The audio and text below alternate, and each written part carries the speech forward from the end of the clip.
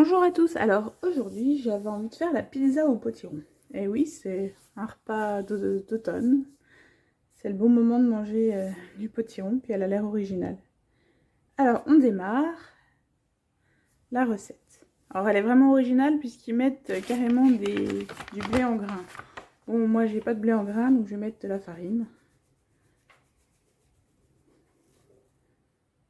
Donc 150 g de farine.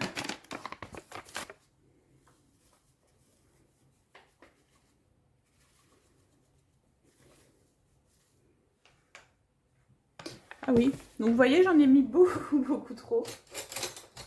Donc du coup, ça ne se valide pas. C'est peut-être qu'on a enlevé notre erreur. Hop, là, ça se valide.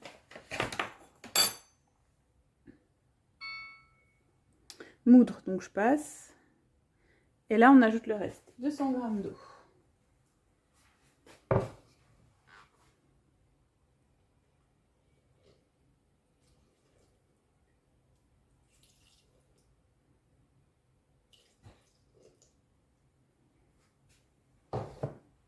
De la levure de boulangère fraîche. Alors moi je prends de la sèche qui va très bien.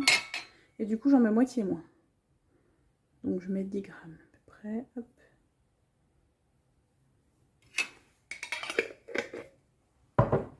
Une cuillère à café de sucre en poudre. Vous voyez, j'en ai pas mis assez, donc je coche manuellement. Une cuillère à café de sucre en poudre. Donc là c'est une unité, donc je dois aussi cocher manuellement. 250 g de farine de type 45. Donc ils mettent de la farine. Je vais chercher ma farine type 50. 250 g de farine.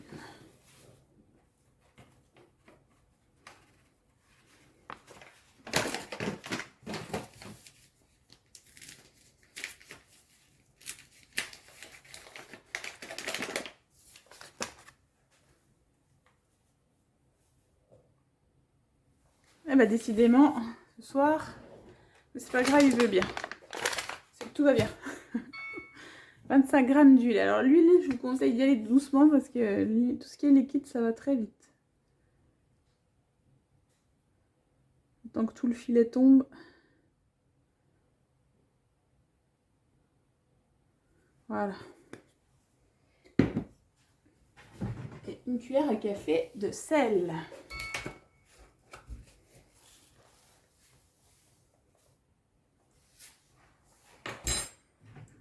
Donc là, on n'est pas obligé de cocher quand c'est fini. Et là, ils nous disent de pétrir pendant 2 minutes. Donc, le Thermomix fait un pétrissage vraiment professionnel. C'est super pour tout ce qui est pâte à pizza, pâte à pain, pâte à brioche, etc. Ça fait un aller-retour dans un sens, un aller-retour dans l'autre. Voilà, là, il est en train de faire.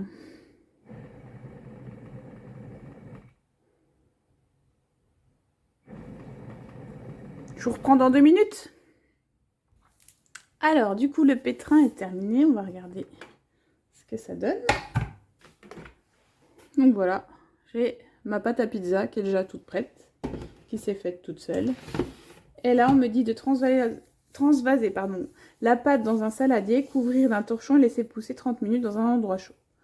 Donc, je vais aller faire pousser la pâte. Bon, j'ai même pas besoin de faire le pré-nettoyage car mon bol, il est tout propre. On va passer un coup sous l'eau et ce sera parfait. Bon, je vous conseille de faire le pré-nettoyage pour tout le reste. Dès que vous avez un petit peu de saleté dans le bol, ça va bien. Là, il est quasiment propre, donc je n'ai pas besoin de le faire. Donc on se retrouve tout à l'heure pour la suite de la recette. Alors, me revoilà pour la suite de la pizza. Alors, on me dit de préchauffer le four, je ne vais pas le faire tout de suite. Par contre, il faut que je prépare 70 g d'oignons en rondelles, 300 g de courge en tranches, 100 g de jambon cru en dés, 20 g d'huile d'olive. On va tout mettre ça dans un grand récipient, on va mélanger avec la spatule. Bon, je vais le faire en dehors de la caméra. Mais voilà, ça a l'air d'être bon cette pizza. Je vais vous montrer comment on fait pour peser parce que la base pèse, il n'y a pas besoin d'avoir le bol dessus, c'est ça qui est bien. Donc là, il me faut 300 g de courge. Donc je vous remonte, je vais là-haut, je vais là, sur le cycle de la balance et j'arrive sur la cuisine manuelle. Et là, du coup, bah, je peux peser mes rondelles de potiron. Donc il m'en fallait 300 grammes.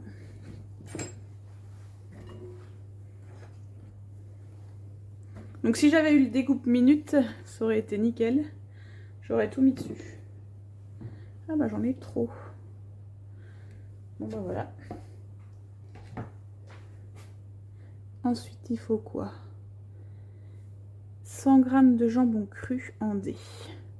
Donc j'ai pas de jambon cru, alors on va mettre du bacon à la place.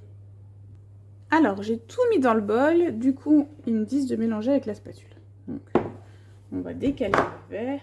Donc on fait bien ça, comme ça pour le décaler. Et là on mélange avec la spatule. Ce sera les ingrédients pour mettre sur la pizza tout à l'heure. Pizza originale.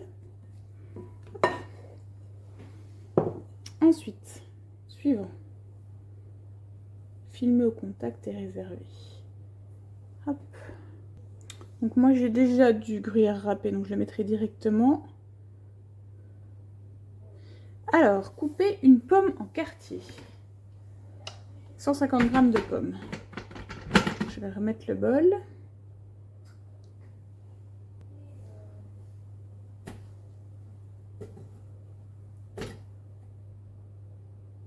Ah, j'en ai pas assez. Bon, on fera avec ça. Hacher 5 secondes, vitesse 4.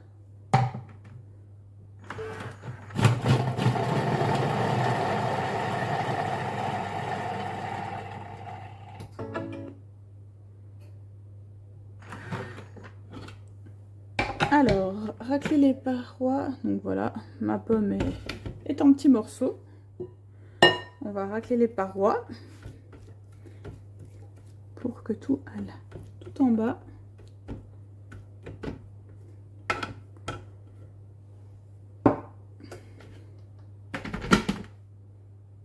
Et on ajoute de la crème fraîche, de la ciboulette et du poivre. Alors, 200 g de crème, c'est normalement tout ça. Je vais pas mettre de ciboulette parce que je n'en ai pas.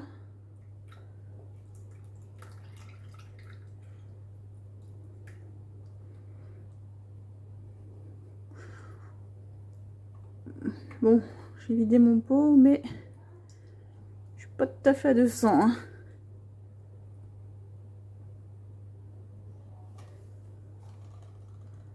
Bon, on va dire que c'est bon.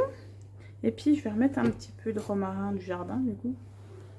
Vu qu'on a déjà mis tout à l'heure. Ça va pas...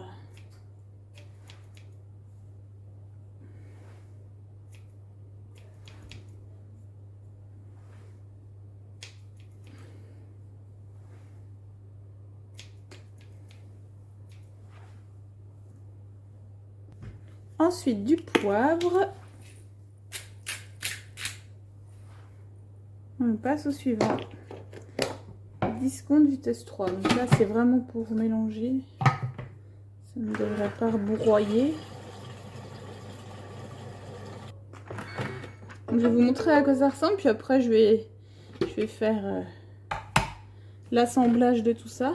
Hein. Donc ça fait une sauce qui va aller au fond de la pizza. Voilà, on garnira harmonieusement la surface de ce mélange-là. Ensuite, on mettra mon mélange de courge et le gruyère râpé. Et on enfournera 20-25 minutes à 220 degrés. Voilà à quoi ça devrait ressembler. Bon, sauf que moi, j'avais pas de l'oignon rouge, hein, c'est de l'oignon normal.